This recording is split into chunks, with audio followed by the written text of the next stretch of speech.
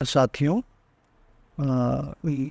आज orientation class की दूसरी क्लास है। जैसा कि डॉक्टर मृत्युंजय ने मेरे बारे में परिचय दिया था, मैं पिछला जो MOCH चिकित्सा अधिकारी सामुदायिक स्वास्थ्य की परीक्षा हुई थी, उसमें प्रदेश भर में मुझे प्रथम स्थान प्राप्त हुआ था। अब हमें समझना ये है कि हम चिकित्सा अधिकारी क्यों बने। अब देखिए, पहले तो तैयारी की फेज स्टार्ट होती है तो जब तक बाहर से कोई आउटपुट नहीं मिलता तब तक हम 100% अपना इनपुट नहीं दे पाते। उसी के क्रम में ये एक एडवर्टाइजमेंट टाइप का निकला था। दैनिक जागरण एक लीडिंग हिंदी न्यूज़पेपर है यूपी का।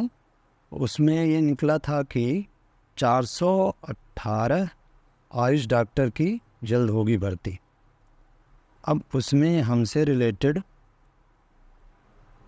देखिए 168 AMO के पोस्ट हैं।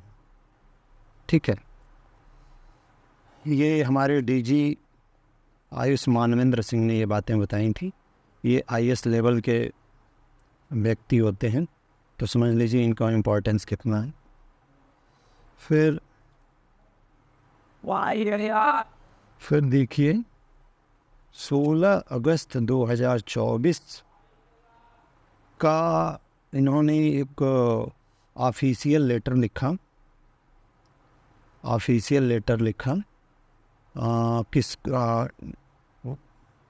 ये एक्चुअली डायरेक्टर सर की तरफ से आया था ऑफिशियल लेटर, जिसको समस्त CMO को दिया गया था। अब इसमें MOCH की कितनी रिक्तियां हैं उसकी जानकारी मांगी गई थी। देखिए, BMS करने के बाद जॉब अपॉर्चुनिटी 2 जगह से मिलती है। एक तो pure Ayurvedic PHC Ayurvedic setup होता है, वहाँ पर जाते हैं, उसको AMO कहते हैं। और एक जो एलोपैथिक हॉस्पिटल्स हैं हमारे, जिसको PHCs, CHCs, एडिशनल PHC कहते हैं। इसमें आयुर्वेद और यूनानी स्नातकों की नियुक्तियां होती हैं और इसका पदनाम MOCH होता है।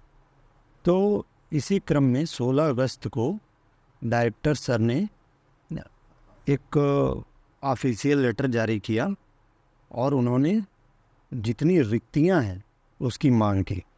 फिर देखिए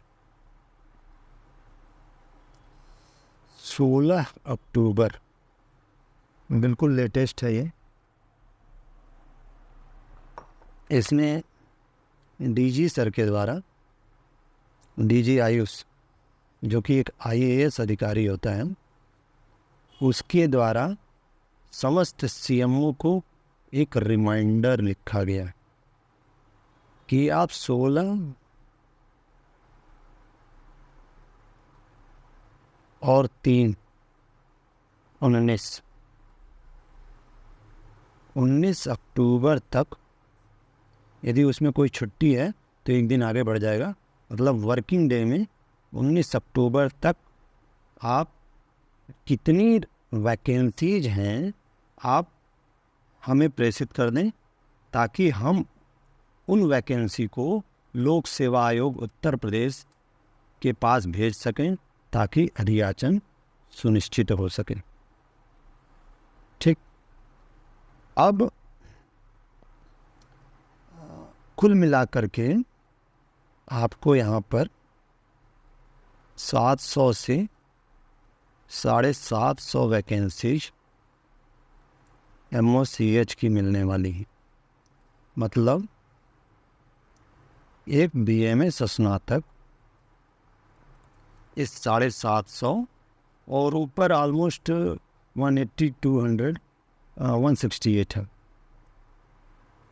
तो 168। कैलकुलेशन के लिए हम इसको मोटा मोटा कर लें, 150 कर लें, या इसी को जोड़ दीजिए। 8 6 5 11 1 7 1 8 1 9, लगभग 1000 के आसपास वैकेंसीज होनी है मेडिकल ऑफिसर की। तो अब जोर लगाइए आप लोग, लगभग 1000 रिक्तियां आने वाली हैं। अब देखिए इसका चार्म देखिए, ये जो पिछली बार की वैकेंसी थी उसमें आपकी जो नियुक्ति होगी पे लेवल 10 की है।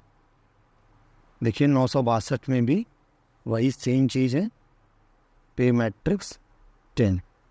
दोनों सैलरी में कोई डिफरेंस नहीं है। अब हम लोग पे बैंड 3 में आते हैं। पे स्केल हमारा 56,100 से स्टार्ट होता है इनिशियल, लेवल 10 की नौकरी है हमारी। अब देखिए सैलरी की यदि टोटल बात करें हम, एक न्यूली बार्न मेडिकल ऑफिसर जो विभाग में अभी पैदा हुआ है उसकी सैलरी क्या बनती है, तो 56,100 उसका बेसिक हो गया, उस पर 53% अभी डीए चल रहा है, और जिस सिटी में उसकी नियुक्ति होगी उसके अकॉर्डिंग 3 लेवल्स हैं एचआरए के, हाउस रेंट अलाउंस। तो मोटा मोटा 88,000 से लेकर के 92,000 रुपये तक आपकी सैलरी बनेगी एक को अभी तुरंत पैदा हुए मेडिकल ऑफिसर की। अब देखिए 1 लाख रुपए आपकी सैलरी होने जा रही है, इसलिए थोड़ा सा सिंसियरिटी लाइए। 1-2 महीने में विज्ञापन जारी हो जाएंगे, आपको मोटा मोटा 6-7 महीने का समय मिलेगा। तो 1 लाख रुपए के लिए आने वाले 8-9 महीने में आपको अपना 100% देना है। आप यदि इस 8-9 महीने में अपना 100% दे सकने में सफल हो सके तो एक एमओ की पद आपके लिए सुरक्षित है। इन्हीं शब्दों के साथ धन्यवाद।